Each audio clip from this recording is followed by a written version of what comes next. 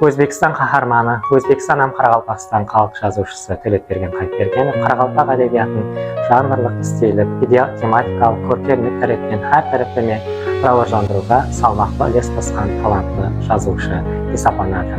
Жазушы милли әдебиятымызды һәр тараптама рауажландыруға қосқан үлесі үшін бірқатар мемлекеттік сыйлықтарды алуға ерседі. Атап айтқанда Қарақалпақ қызы романы үшін Бердағ атындағы Қарақалпақ мемлекеттік сыйлығын, мұғалімге рахмет повесті үшін Хамза атындағы Өзбекстан мемлекеттік сыйлығын, Қарақалпақ дастаны роман трилогиясы үшін бұрынғы алған мемлекеттік сыйлығын, Қарақалпақнама роман эссесі үшін Махмуд Қашқари атындағы халықаралық сыйлықты, һәм сонымен біргелікте «О дүнияға атама қатар» атамасындағы шығармасы үшін Шолохов атындағы халықаралық сыйлықтарды алуға еріскен белгілі көркемсөз шебері есептеледі.